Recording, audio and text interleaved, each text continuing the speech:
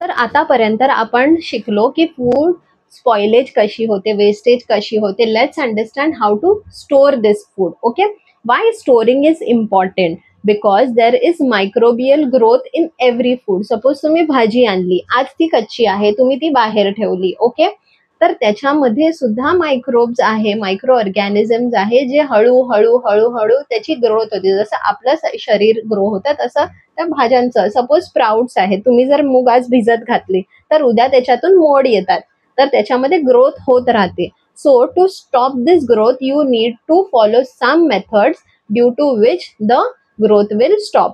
For example freezing. Okay, freezing तुम्ही करू शकता, म्हणजे रेफ्रिजरेट किंवा मोठ्या मोठ्या फॅक्टरीजमध्ये पण जिकडे अन्न बनवतात, तर हे फ्रीजिंग हा मेथड खूप यूज होतं टू लोअर द टेम्परेचर. जेव्हा तुम्ही टेम्परेचर एखाद्या वस्तूचा लोअर करता तर त्याच्यात जे मायक्रो ऑर्गॅनिझम्स ग्रो होतात किंवा मायक्रो किंवा बायोलॉजिकल ग्रोथ जे असते त्या सबस्टन्सची, ती हळूहळू हळूहळू कमी होते आणि स्लो डाऊन होते. त्यामुळे आपण जेव्हा फळं किंवा भाज्या फ्रीजमध्ये ठेवतो तर ते लगेच पिकत नाही, ते फ्रेश राहतात.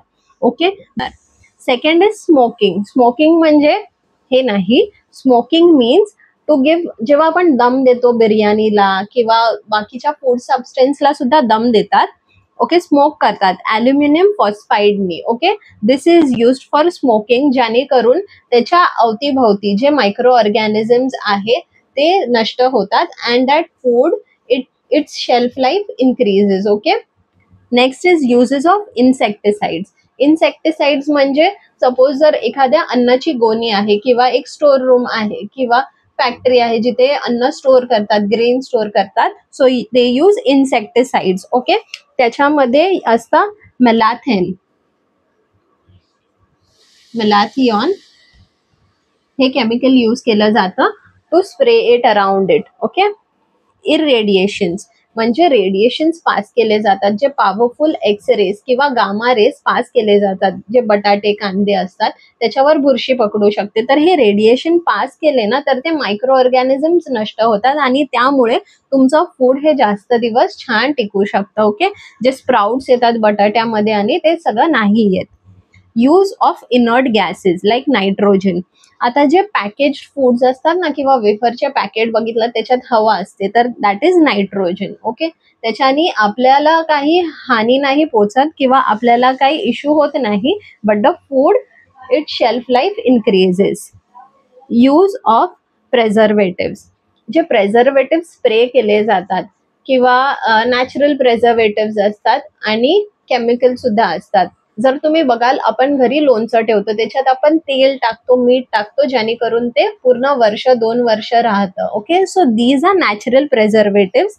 आणि आर्टिफिशियल आहे ते विनेगर असू शकतं. ओके, विनेगर किंवा मग ॲसिटिक ॲसिड्स असू शकतात, जे आपण फूड बरोबर मिक्स करतो, जे जॅम्स, जेलीज या सगळ्यामध्ये हेच ॲसिड मिक्स केले जातात, ज्याच्यामुळे हे जास्त वेळ टिकू शकतात. Okay, and one more is pasteurisation. हे लुईस पॅश्चर एक बायोलॉजिस्ट होते, त्यांनी हे डिस्कवर केलं. पॅश्चरायझेशन म्हणजे दूध, ठीक आहे, दूध गरम केलं जातं एकदम हाय टेम्परेचरवर, मे बी 15 डिग्रीज, आणि मग नंतर पटकन ते क्विकली थंड केलं जातं. तर त्याच्याने काय होतं, दूध गरम केलं जातं, त्यामुळे सगळे मायक्रो ऑर्गॅनिझम्स नष्ट होतात आणि मग ते क्विकली थंड होतं आणि ते स्टोअर करून ठेवतात. तर तुम्ही बघत असाल कोणत्या कोणत्या पॅकेट्सवरती लिहिलं असतं पॅश्चर्ड मिल्क, म्हणजे ते गरम केलेलं मिल्क असतं. Okay, so these are the steps in which you can store and preserve your food. तर आपण पूर्ण चॅप्टर कव्हर केला आहे. We understood spoilage, wastage, quantitative, qualitative wastage, how to preserve food. हा शेवटचा पॉइंट राहिला आहे, अडल्ट्रेशन. नाव adulteration is very important point. Okay, adulteration म्हणजे काय, स्पॉइलेज नाही तर जबरदस्ती.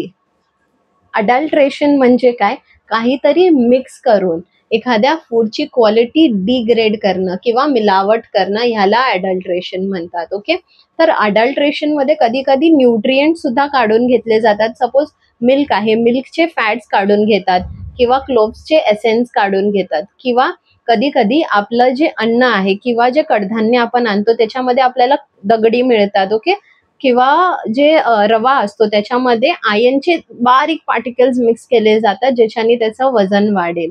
Okay, so this is called adulteration. तर अडल्ट्रेशन मध्ये जर तुम्हाला ओळखायचं असेल, मी तुम्हाला काही अडल्ट्रेशन सांगते जे तुमच्या टेक्स्टबुक मध्ये आहे. For example milk. मिल्क हे कसं अडल्ट्रेट करतात, त्याच्यात पाणी मिसळून. तर मिल्कमध्ये काही शॉपकीपर्स किंवा मग जे लोक मिलावट करतात ते लोक त्याच्यामध्ये युरिया मिक्स करतात. Okay, so that it's thickness increases. तर तुम्हाला ते कळणार नाही की ते अडल्ट्रेटेड आहे. तर तुम्ही हे कसं चेक कराल, जर मिल्क तुम्ही घेतलात, त्याच्यात बोट घातलात आणि जर व्हाईट दिसलं तर ते आहे, ठीक आहे, मिल्क आहे. बट जेव्हा ते स्लिप होत जातं, पाणी पाणी दिसतं, सो यू शुड आयडेंटिफाय की हे मिल्क म्हणजे त्याच्यामध्ये वॉटर मिक्स केलेला आहे. It is already adulterated. त्यानंतर आपला मसाला असतो रेड चिली पावडर. ओके, जे मिरचीची रेड चिलीजची पावडर असते ना, त्याच्यामध्ये काय मिक्स केलं जातं, जस्ट इमॅजिन, त्यामध्ये जे आपले ब्रिक असतात, वीट त्याची जी पावडर असते ती मिक्स केली जाते. जस्ट इमॅजिन, जर आपण ही कन्झ्युम केले तर आपल्या शरीराला काय होईल.